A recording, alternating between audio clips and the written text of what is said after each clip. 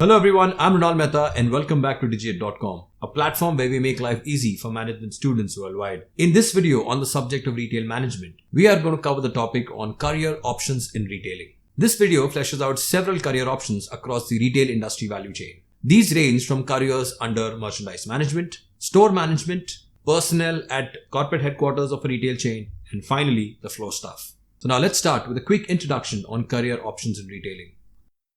Retailing, being labor intensive, offers positions for everyone regardless of age and eligibility. With hundreds of retailers entering the retail industry every year, and with many retailers becoming international, the openings in retail industry are growing rapidly. Not only in marketing and selling, but also in other areas such as data maintenance, operations cell, accounts and finance, etc. offers growth opportunities.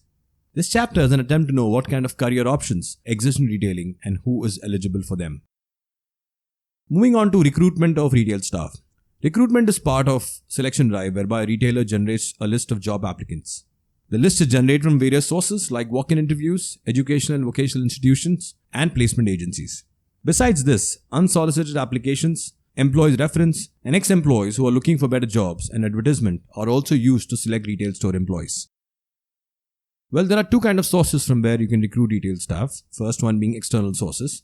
These include educational and vocational institutions, advertisements in newspapers, journals, magazines, and internet, placement agencies, unsolicited applications like walk-in interviews, and miscellaneous sources such as employees of wholesalers, manufacturing distribution agents. Moving on to the internal sources, these include first, employee references. They could be friends or relatives which are known, they provide loyal staff, and they are cost effective. Before recruitment, employee's current position, honesty, and judgment of present employee is vital. Next, current and former staff. Promotion within the employees, good for motivating staff, cost effective, and save expenditure on training. Now moving on to career options in retailing. In the retail industry, most college graduates begin their retail careers as corporate staff or departmental floor staff. But for certain positions such as auditor, audit manager, store manager, marketing or sales manager, retail firms look for postgraduate students having degree diploma in concerned field. In retail, usually opportunities exist in these areas: store management, merchandise management, corporate staff, and floor staff. Let's look at each one of them quickly, starting with store management. Under store management, there are several career options, starting with assistant store manager. Their job is to help implement merchandising strategies and policies, interview, hire and train sales personnel, take inventory and order supplies. Next, department manager. Responsible for department's merchandise display and analyzing merchandise flow, and training and direction of the sales staff. They also assist buyers in selecting merchandise for branch stores. Next, divisional merchandise manager. That is, to plan, manage and integrate buying for an entire merchandise division. Could be comprising many departments. Next, group manager. To manage a number of department stores in different merchandise classifications. To train, supervise and evaluate these department managers. Next, management training. First position for most college graduates entering retailing. Involves company orientation classroom and on-the-job training and close contact with buyers and group managers. Next, public relations director. To keep public aware of the retailer's positive accomplishment. To measure public attitudes to maintain a favorable image of the company. Next, salesperson. To enable customers to make proper choices. To handle minor complaints, to stock some items, set up some displays, and to note understocked items. May also involve to serve as a cashier. Next, sales promotion manager. To plan and enact special sales themes, sales promotion tools such as contests.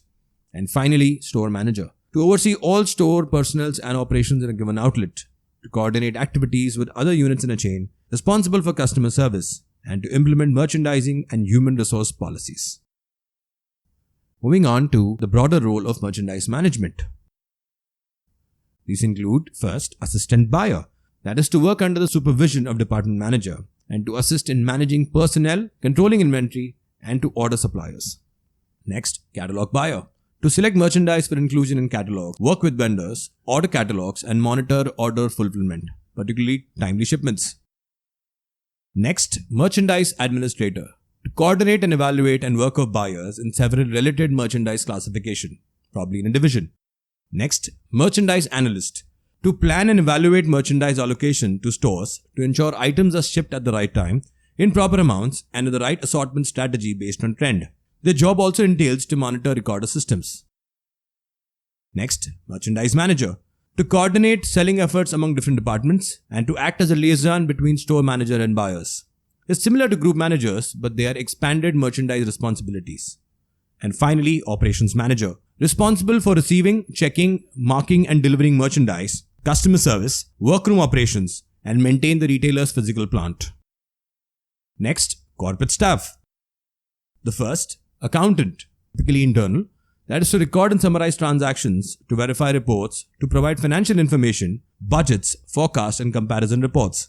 Next, advertising manager, to develop and implement an advertising program, to determine media, copy and message frequency, to recommend ad budget and choice of ad agency. Next, auditor, internal in this case. Their job is to analyze data, interpret reports, verify accuracy of data, and monitor adherence to retailers' regular policies and practices. Next, credit manager, to supervise the credit processes including credit eligibility, credit terms, late payment fees, and consumer credit complaints.